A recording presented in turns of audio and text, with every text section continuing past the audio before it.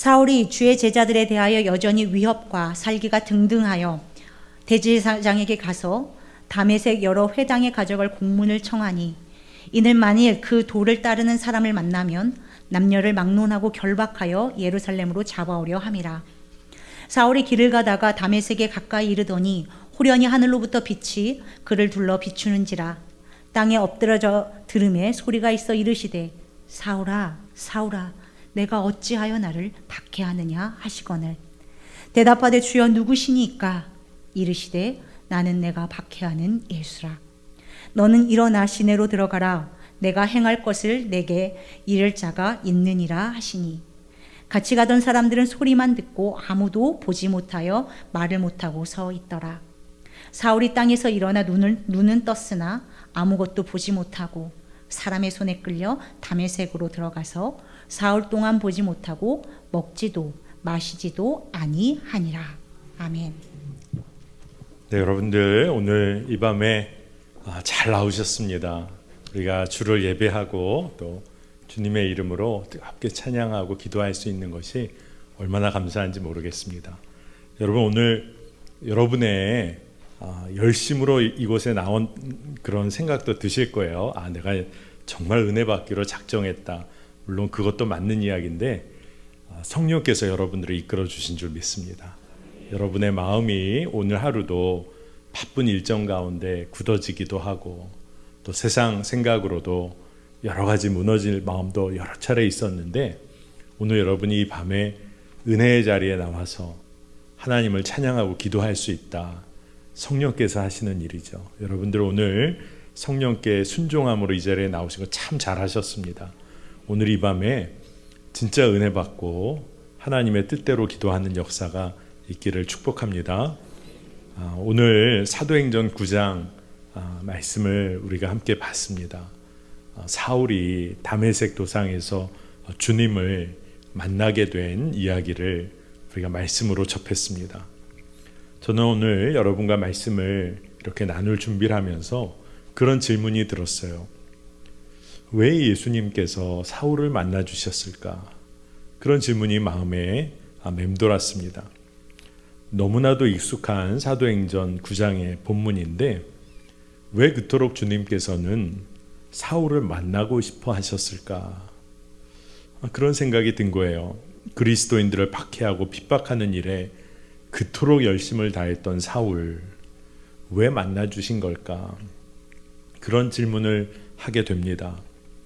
스데반이 마지막 순교의 순간에 올려드린 기도 때문일까? 이 죄를 그들에게 돌리지 말아달라. 그 기도가 응답된 것일까? 그런 생각도 해봅니다.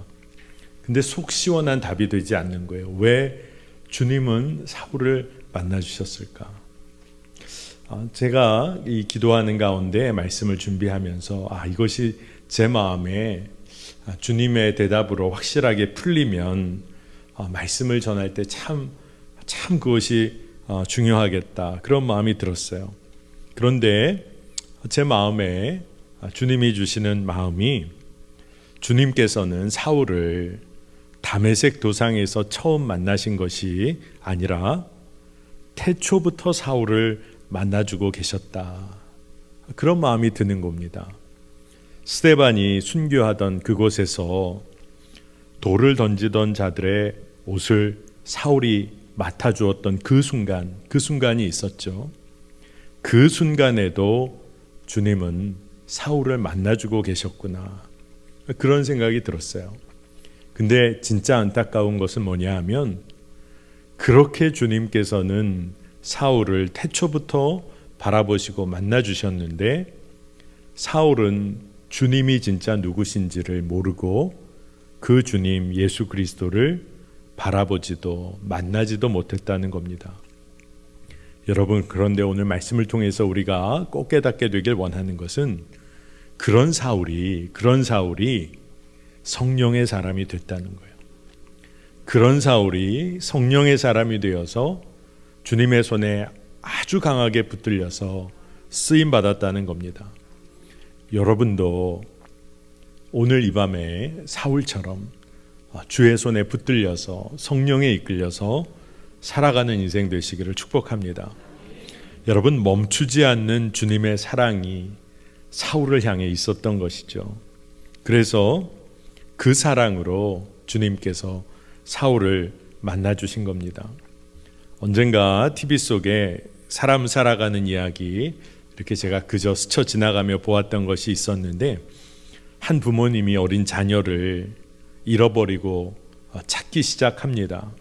근데 아이를 찾을 수가 없는 거예요. 자녀를 무심코 정말 부주의하게 놓쳐버렸는데, 그 아이 찾게 될 줄 알았는데 아이를 찾지 못한 겁니다. 세월이 흘러서 그 잃어버린 자녀, 그 아이가 이제는 성인이 되어버렸을 그럴 정도의 시간이 흘렀는데, TV 화면 속에는 여전히 그 아이의 부모가 전단지 들고 그리고 아이를 찾아다니는 모습이 이렇게 비춰지더라고요. 끝까지 아이 찾으려고 그 많은 세월을 보내면서 직장은 이미 포기한 지 오래고 생업도 다 접고 오로지 그 자녀 찾기 위한 삶이 이어지고 있는 이야기를 이렇게 풀어가고 있었습니다. 여러분, 세월이 흘러도 멈추지 않는 부모의 사랑을 우리가 알죠. 잃어버린 한 자녀를 향한 부모의 사랑이 있어요. 여러분, 주님께서 한 자녀를 향하여, 잃어버린 한 영혼을 향한 주님의 마음은 어떠실까? 그것을 우리가 놓치면 안 됩니다. 오늘 기도하면서, 오늘 말씀을 준비하면서 주님께서 계속 부어주시는 마음은 멈추지 않는 주님의 사랑. 주님의 사랑은 멈추지 않는다는 거예요.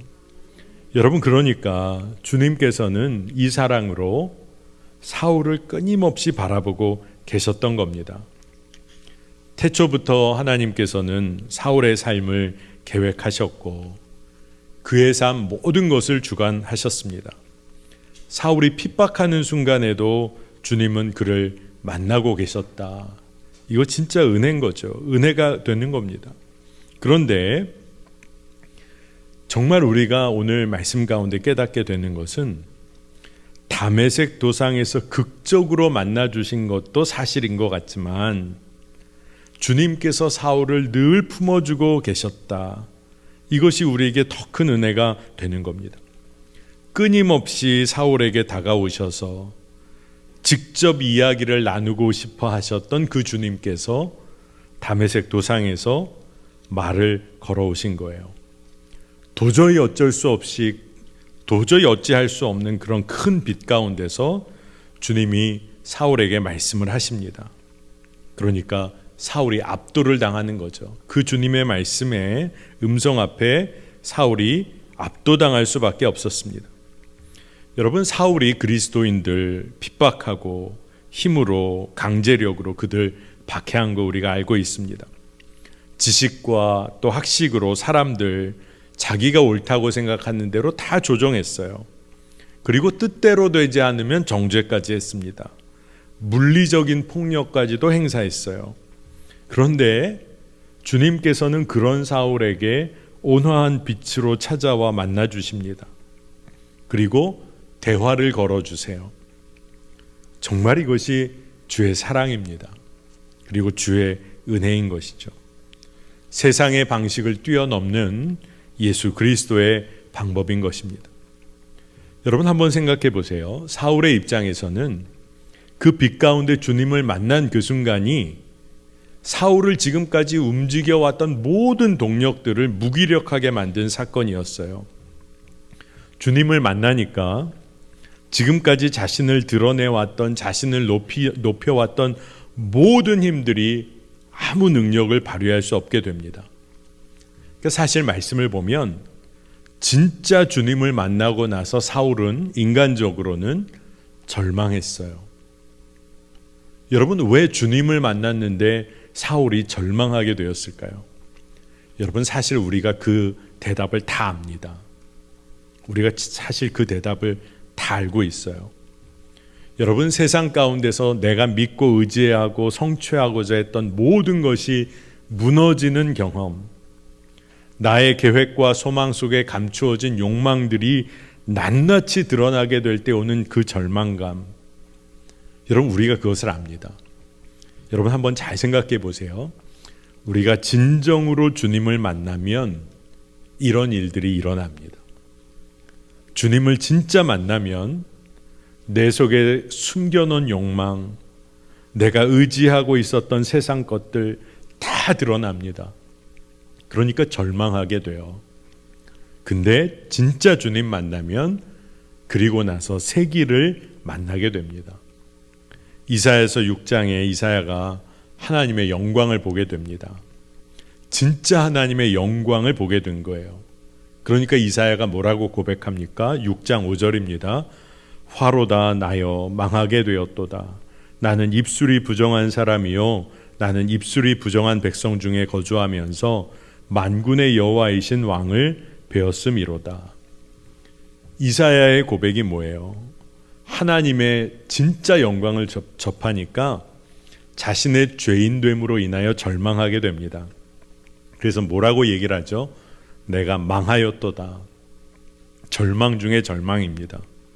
그런데 하나님은 제단 숯불로 이사야의 입술을 정케하여 주시고 결국 하나님의 사람으로 사용을 하세요.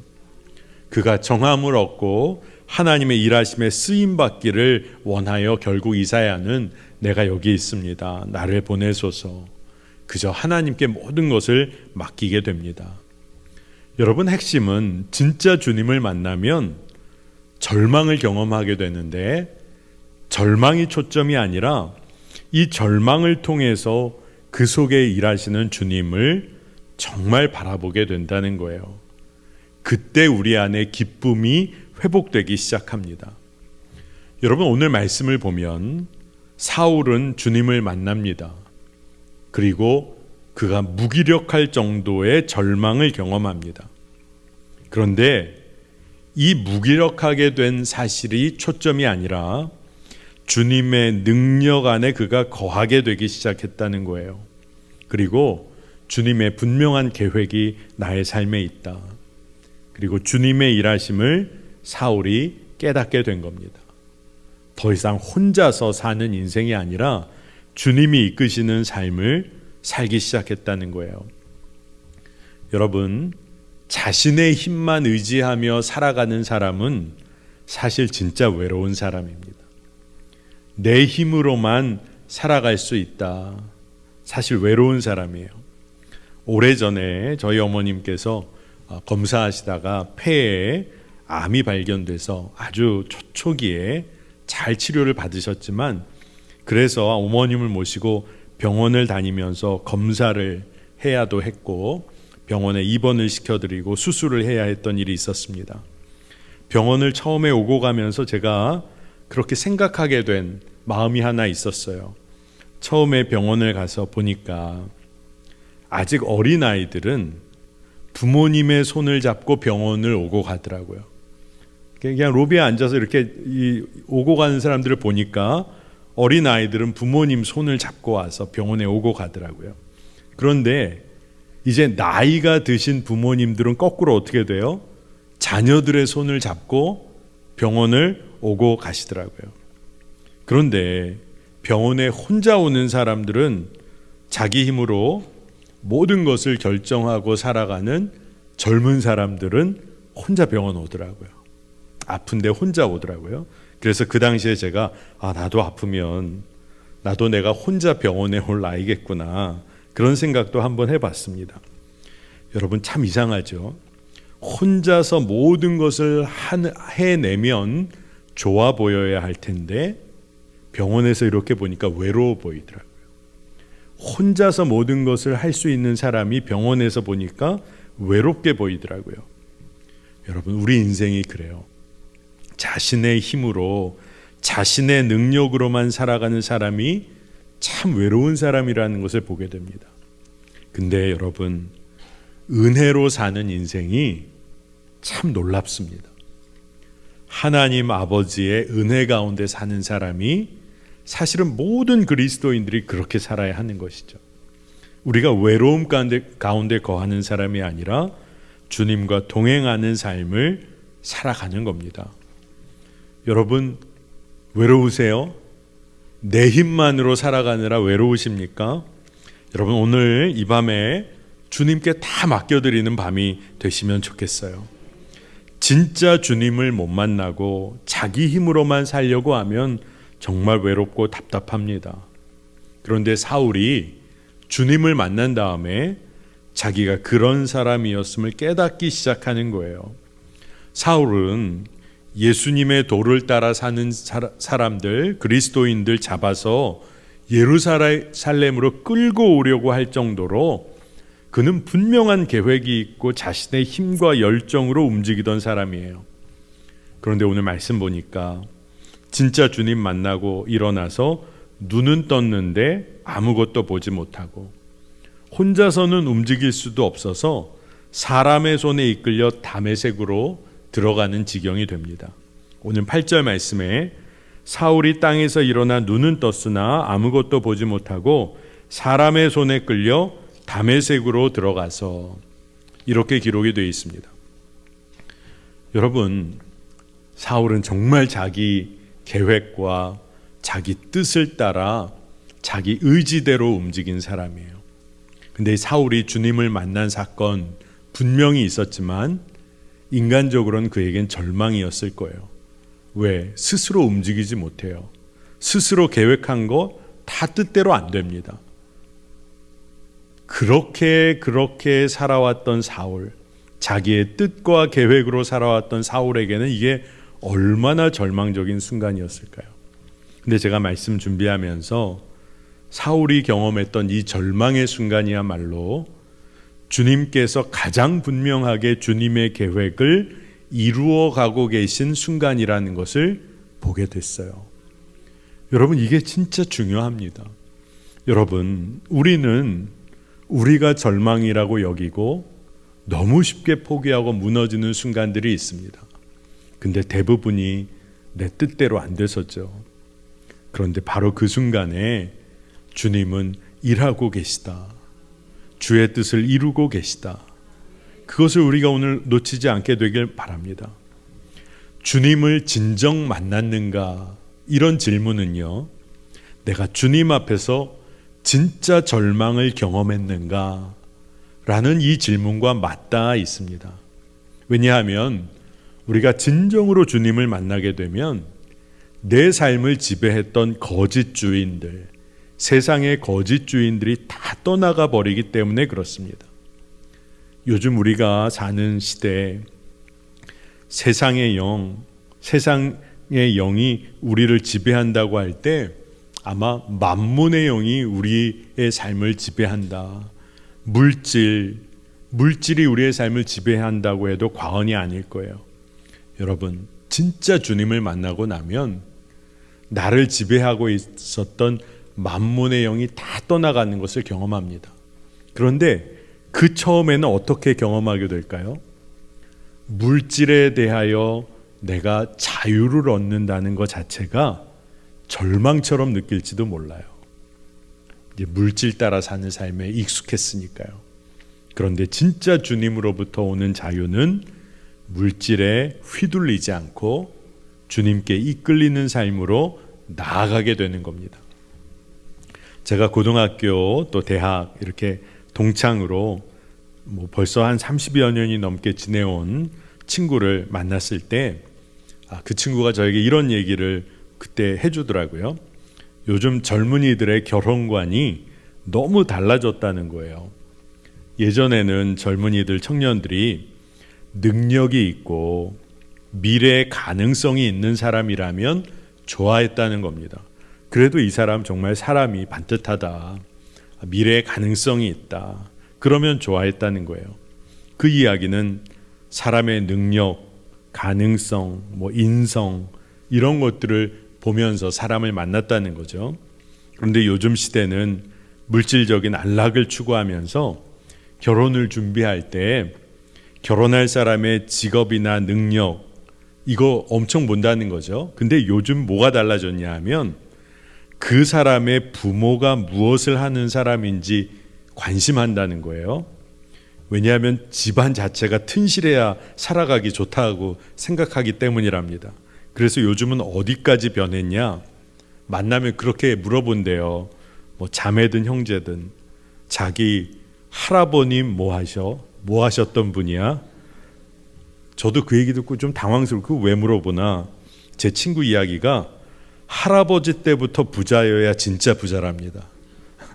아버지, 어머니 때 부자 그게 아니라 대대로 부자인 집안인가를 확인한다는 거예요.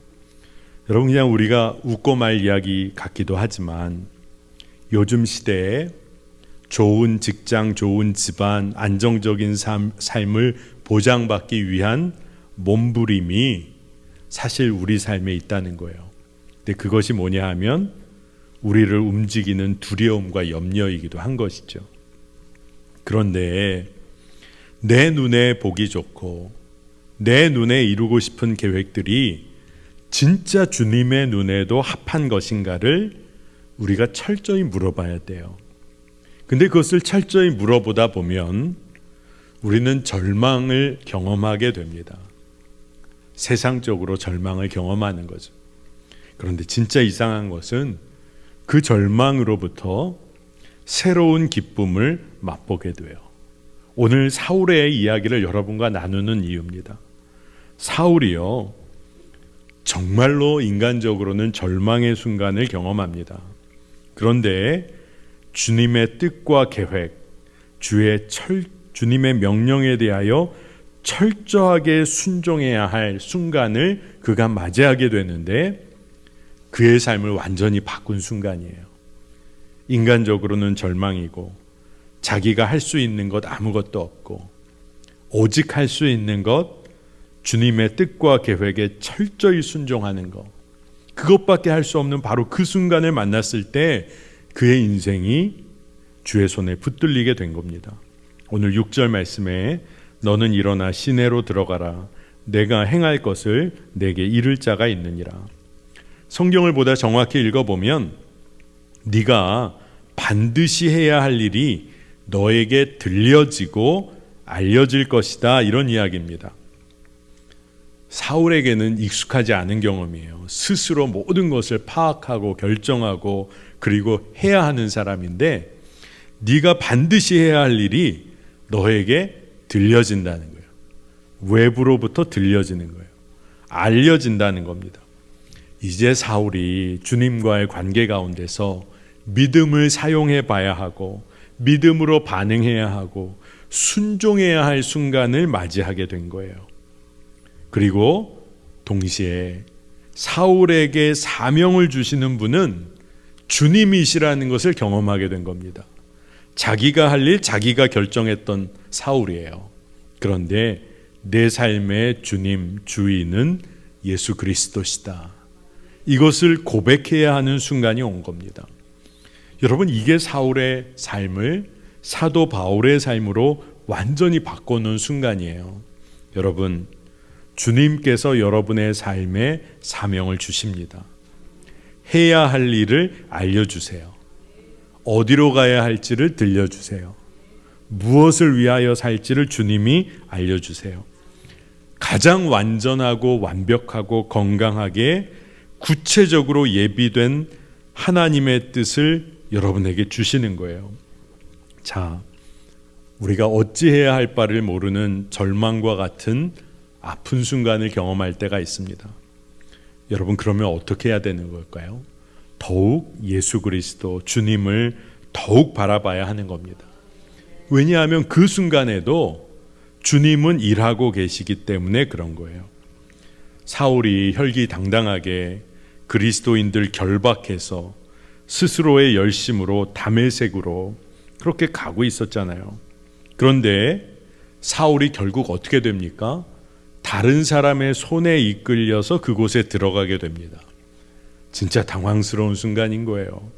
자기가 사람들 잡아서 끌고 가려고 했는데 자기가 끌려가게 됐어요. 그러니 사울이 내가 주님을 만났구나, 이런 감격보다 정말 혼란스러운 거예요.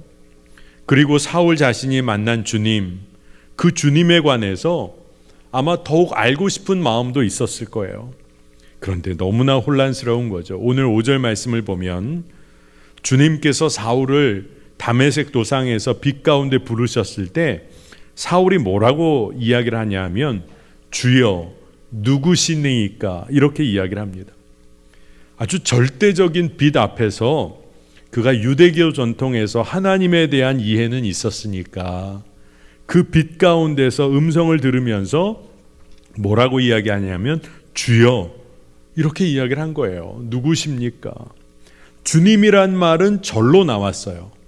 그런데 이 사울이 그 주님이 예수 그리스도시라는 것까지는 연결이 안 된 겁니다. 그 순간에 그거는 연결이 안 됐어요. 근데 나중에 그것을 알게 되었을 때 사울이 얼마나 혼란스러웠을까요? 그의 마음이 얼마나 막막했을까요? 얼마나 난감했을까요? 그런데 사울은 그 난감함, 그 막막함 가지고 남의 손에 이끌려 다메섹에 이끌려 들어온 겁니다. 아무것도 보지 못하는 상황이에요. 아마 사울의 마음에 두 가지 마음이 있었을 겁니다.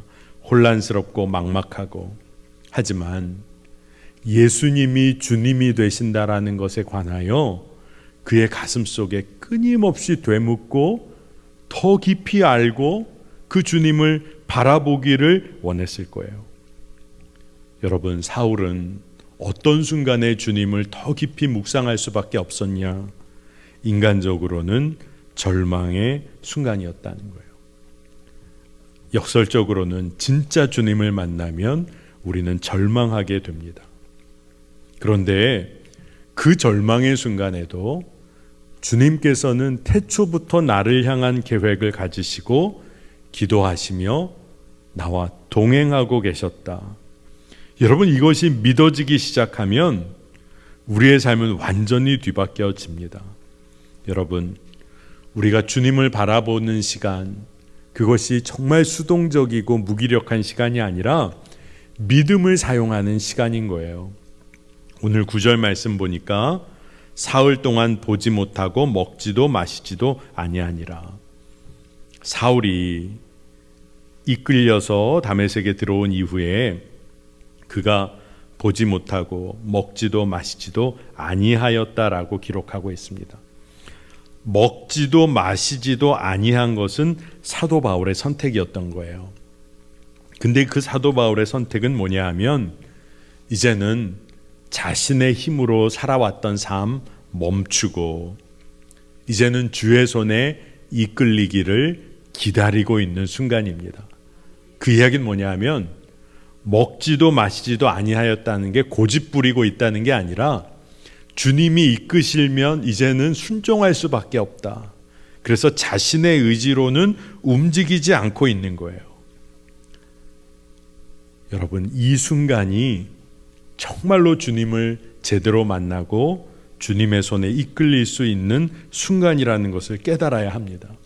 그런데 세상을 살다 보면 이 순간까지 내몰리면 주님이 나를 사랑하시지 않는 것 같고 주님이 나를 버리신 것 같고 나는 절망하고 나는 실패한 것 같아서 완전히 마음을 세상에 내어줄 때가 있어요. 그런데 이 순간은 우리가 정말 주의 손에 붙들려서 하나님께 쓰임받기 시작하는 순간이라는 것을 우리가 붙잡고 믿어야 할 줄 믿습니다. 사울이 주님 앞에 굴복함으로 나아가게 됐어요. 그 주님과 인격적으로 교제가 시작됩니다. 그리고 주님을, 그 예수님을 깊이 묵상하기 시작해요. 여러분, 주님께서 사울을 일방적으로 찾아와 만나신 것 같지만 사실은 사울은 그 주님과 교제하기 시작했어요. 인격적으로 만나기 시작한 겁니다. 여러분, 우리는 사울과 같은 경험을 하게 되는 사람들을, 또 우리도 그런 경험을 이미 여러분들 중에는 하신 분도 계실 거예요. 그런데 우리가 이렇게 우리와 교제하기 원하시는 주님을 만날 때 우리의 마음이 더욱 굳어지는 사람들도 있습니다. 주님, 어떻게 나에게 이러실 수 있습니까? 그러면서 우리의 마음이 더욱 굳어질 때가 있어요. 그런데 놀라운 것은 주님은 포기하시지 않는 분이세요. 멈추지 않는 주님의 사랑으로 우리와 늘 함께 하시길 원하십니다. 에스겔서 36장 26절을 보니까 또 새 영을 너희 속에 두고 새 마음을 너희에게 주되 너희 육신에서 굳은 마음을 제거하고 부드러운 마음을 줄 것이며. 아멘. 주님께서 우리를 만나려고 오시고 그리고 우리의 모든 삶을 이끌어 가시려고 할 때 때로는 우리가 굳은 마음으로 반응할 때가 있습니다. 그런데 말씀을 보니까 하나님께서는 우리에게 새 영을 부어주신다. 성령을 주신다는 얘기예요. 이 성령은 우리의 마음의 굳은 마음을 제거하고 우리의 마음을 열어주십니다. 성령께서 우리의 마음을 새롭게 하시는 거예요. 그럼에도 불구하고 그 사랑으로부터 끊어질 수 있는 단 한 가지의 방법은 여전히 우리가 고집된 자아, 그 고집된 자아로 반응하는 거죠.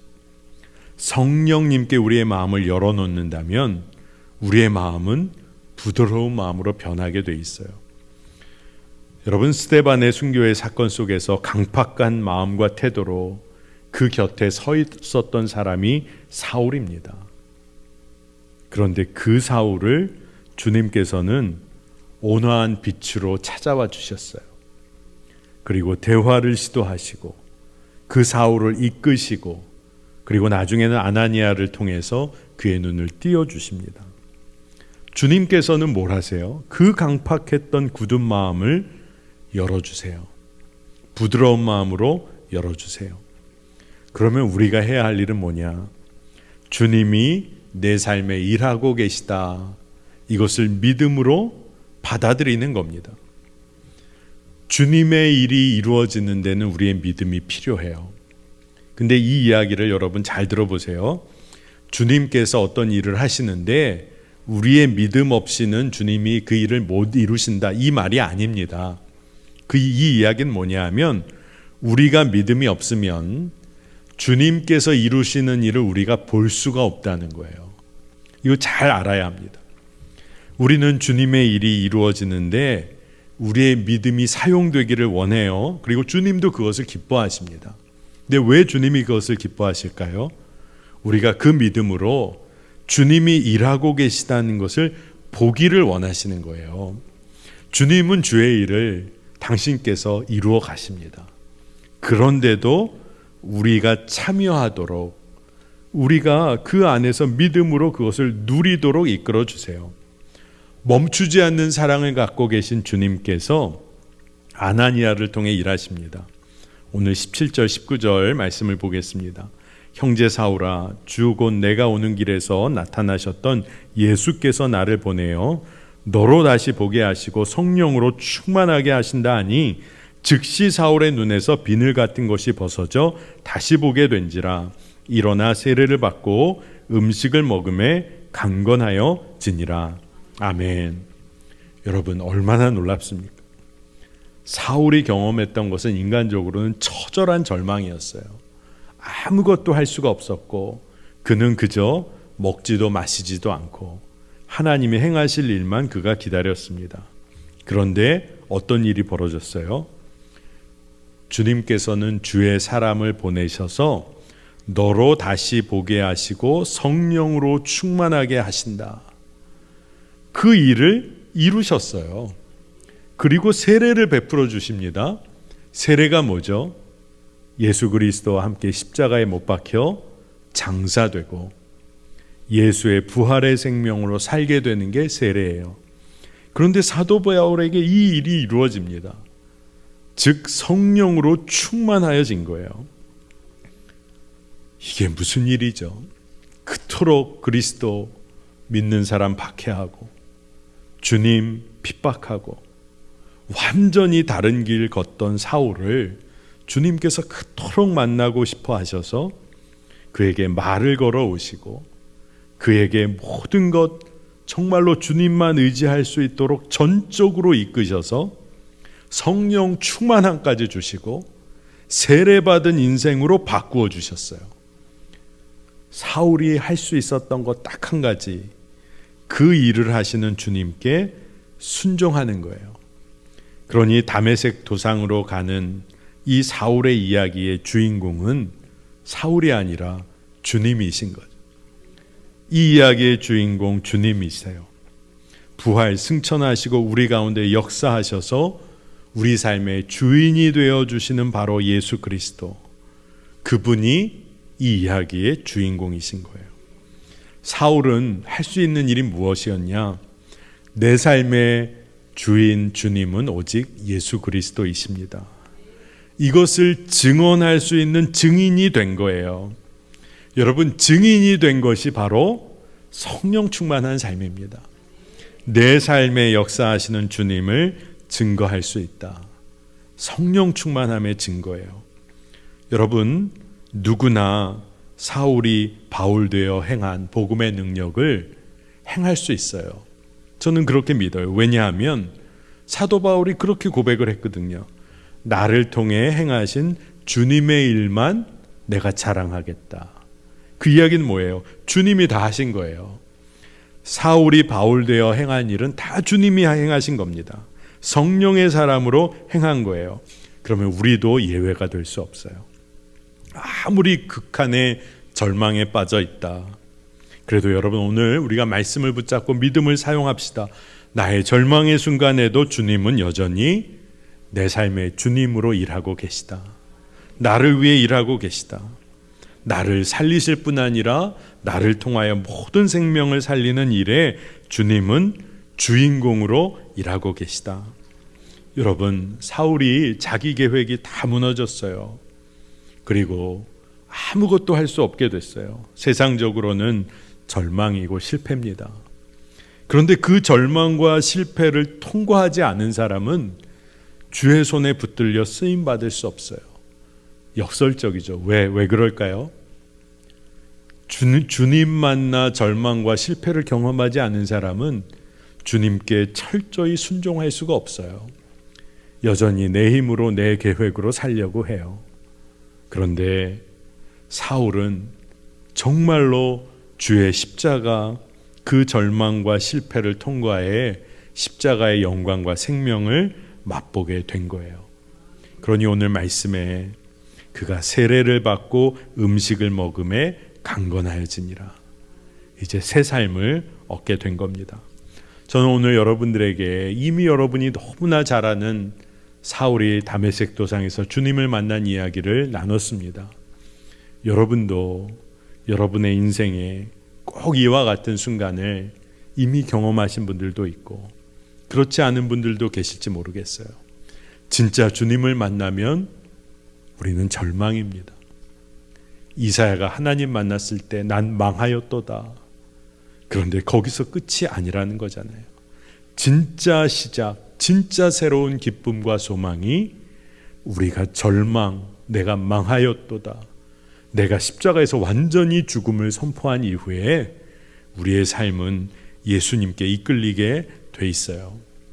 오늘 이곳에 나와 너무나 간절한 기도의 제목으로 나오신 분들, 오늘 기도할 때 기도의 제목이 바뀌어지는 역사가 있게 되기를 축복합니다.